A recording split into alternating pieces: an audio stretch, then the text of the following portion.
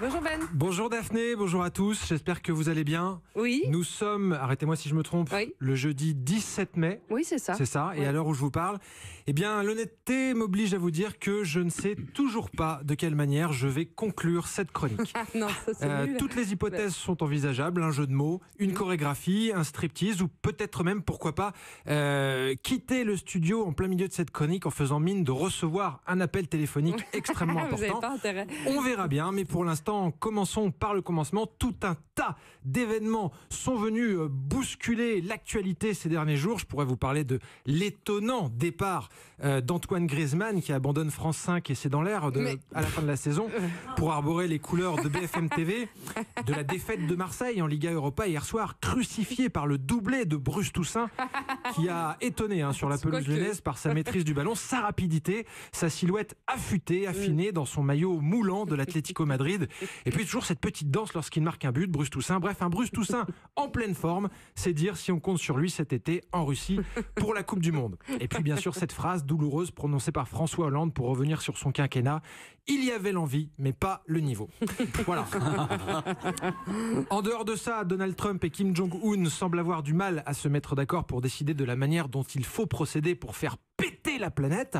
Laurent Wauquiez, quant à lui, continue de se tenir à l'écart de la marche du monde avec une discipline assez impressionnante. Et moi, eh bien, il faut que je vous avoue quelque chose. Je sais pas comment vous en parler, ça fait un moment que ça me travaille. Bon, faut y aller. Je sais pas non plus si ça fait partie des choses qu'on peut dire ou pas, surtout en direct à la radio, à 1 heure de grande écoute. Je ne sais pas si c'est quelque chose qu'on peut affirmer à voix haute sans rougir quand on est assis à la même table qu'Ariel Wiesman. Ouais. Peut-être que je vais le regretter, mais voilà, depuis un moment... J'adore regarder les émissions de Stéphane Plaza. Ah oui. Je le trouve super, voilà. Je trouve qu'il est très bon animateur, est vraiment drôle, si bien que j'ai développé une forme d'addiction à toutes ces émissions, un genre de syndrome de Stockholm, si vous voulez. Quand je rentre chez moi le soir, je sais qu'il y a son émission, je peux pas m'empêcher d'allumer la télé. La nuit, je rêve que je déménage ou que je fais du homestaging dans ma maison.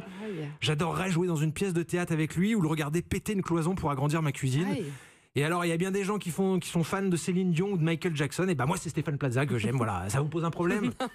Et Non, puis, ça m'empêche pas de vivre normalement. C'est une passion qui fait de mal à personne, qui coûte moins cher que les montres, les grands crus de Bourgogne ou les voitures de collection. Bon.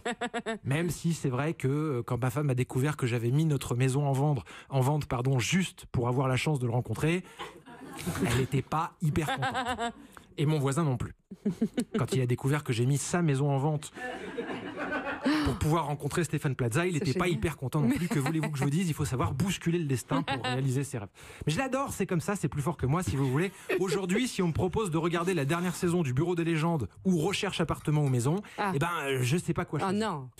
Je suis désolé, je m'aperçois que j'ai oublié de couper mon téléphone portable et que je suis en train de recevoir un appel de Delphine Ernotte. Je suis vraiment obligé de le prendre. Oui, maman. Delphine, pardon, excusez-moi. Non. Ça va être très Donc important. voilà, et vous vous en allez, c'est ça. Non mais ça va pas. Bon, c'était Ben, merci, qui nous a dit ce qu'il avait retenu de l'actualité de la semaine. Bien.